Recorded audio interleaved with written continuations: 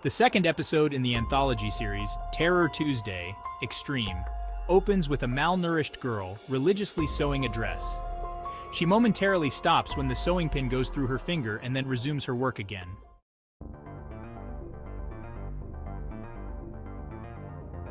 The scene shifts to Milk and her boyfriend Bank, arriving at a shop for wedding dresses called Nuch Wedding. I will be learning how to make wedding dresses from the best, so that eventually I can make the dresses we would wear on our wedding day. Milk's boyfriend doesn't show much excitement regarding the idea of marriage, but it seems like she is used to this behavior of his. I'll deliver your meal to you. Milk lights up because that's all she needs to love the guy and enters her new workplace. She's greeted by the owner of the place, Nuch. Let me give you a tour of the workstation, the mannequins, the photo studio, and your bedroom. It seems like Nuch is very accommodating as a boss, but that's when she drops a bombshell. I am traveling to Phuket for a few days, and you have to look after the shop all by yourself.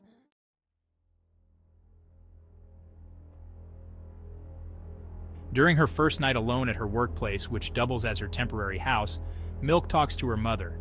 Unlike India, where the family of the groom is paid dowry money by the bride's family, and it's illegal and unethical, in Thailand, the family of the bride gets dowry from the groom.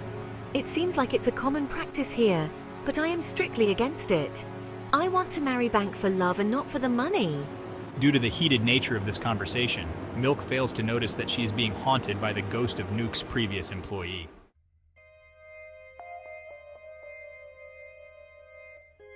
The effects of said haunting are felt the following day when Milk tends to her first customer. Nothing seems to impress me. But since Milk has a reputation to uphold, she brings out a wedding dress that catches the customer's eye. It's not a perfect fit. What about alterations? I'll need a few weeks to get the job done. I need it to be done in a week. The argument over the deadline agitates Milk. You should choose to lose weight instead of ruining the aesthetics of the dress. This causes the customer to rant on video. I'll release this on social media if you don't do as I've asked. Since Milk doesn't want to lose her job, she promises to get the dress ready within a week and even says that she'll give her a discount. I promise to get it ready within a week, and I'll even give you a discount. The customer bids adieu for the time being, and Milk heaves a sigh of relief.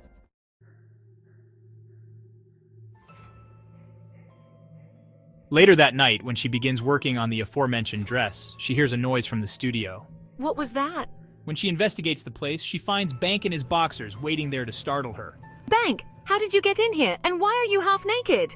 Bank is in the studio, and he is half naked. He told her the reason. Apparently, she abandoned her demure personality and partook in some aggressive sexual activities with her boyfriend.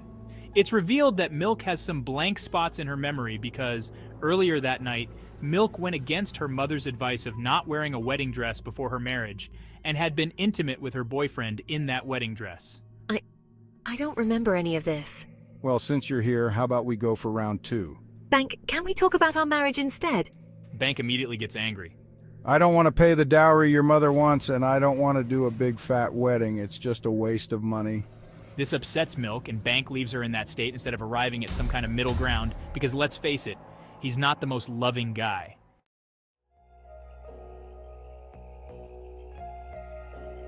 Terror.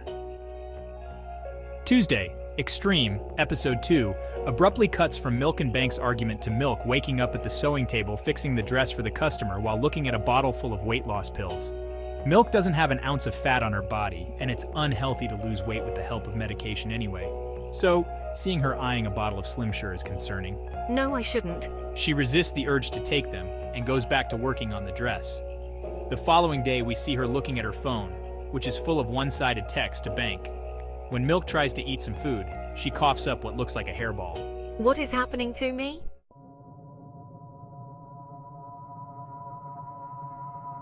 Dizzy and weak, she walks into the front of the store, only to see a demonic entity wearing the wedding dress she has been working on. She passes out on the floor and wakes up at her workstation. This time, the aforementioned bottle of diet pills is empty, but she has no memory of taking them. No, this can't be real. She starts working on the dress again and sews in hair from the head into its seams. Why am I doing this? The haunting intensifies, leaving Milk in a state of confusion and terror.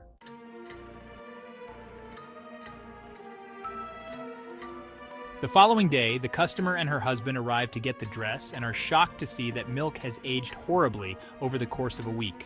Oh my goodness, what happened to you? You look so different. The customer empathizes with Milk and the work she has done, but gets angry when she realizes that Milk hasn't increased the size of the dress. Instead, she has reduced it. What is this? You were supposed to increase the size, not reduce it. How do you expect me to fit into this? That's when the dress chokes the life out of the customer, and she rushes out of the trial room to get her fiancé to help her. But he is of no use in that situation. No, it's not me. The dress, it's the dress. Milk sees the dead woman who keeps haunting her again and faints. When she regains consciousness, the customer, her fiancé, and the dress are nowhere to be seen. And it seems like the jilted woman has uploaded a defamatory video on social media too.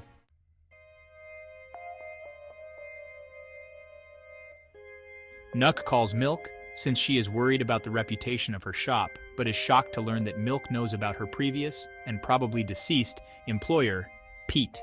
Milk, what's going on? I've heard some terrible things. And how do you know about Peet? Nuch, I found out. Pete, she's not gone. She's here haunting us.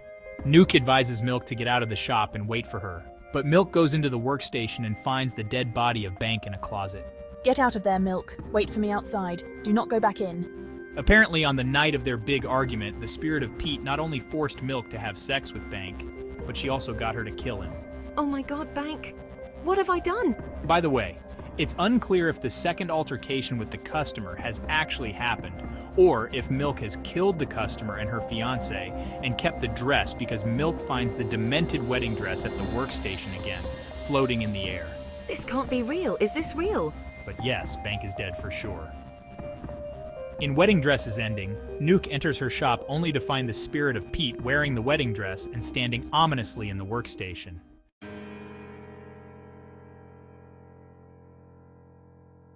That's when we get a flashback so that we can learn more about this ghost. So, Peet was an employee at Nuch's wedding, and she used to make these amazing dresses for her customers. I love creating beautiful dresses. It's my passion. She used to be applauded for her work, and she shared an amicable relationship with Nuch. Thank you for always supporting me. But Peet dreamt of becoming slim and conforming to industry-approved beauty norms. Nuch told her that the women that she was being envious of hadn't achieved that look naturally. They had gone under the knife. Pete, those models. They've had surgeries. It's not natural. Instead of being disgusted with this practice, Peet chose to undergo some kind of weight loss surgery, and that took a toll on her mental health.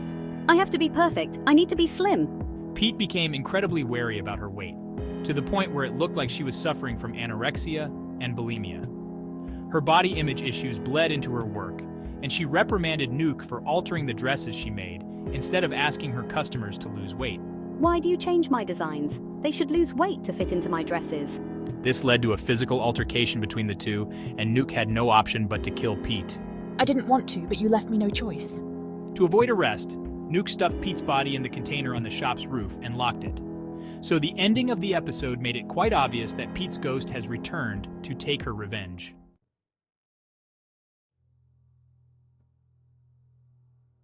Peet finally gets her revenge by killing Nuch. It's over for you, Nuch. Then she proceeds to arrange a macabre wedding ceremony for Milk. What is happening? Please, stop this! By the time Milk realizes what she has been made to do by Peet, it's too late, and she screams in horror while Peet laughs maniacally. Ha ha ha ha ha. S1, no!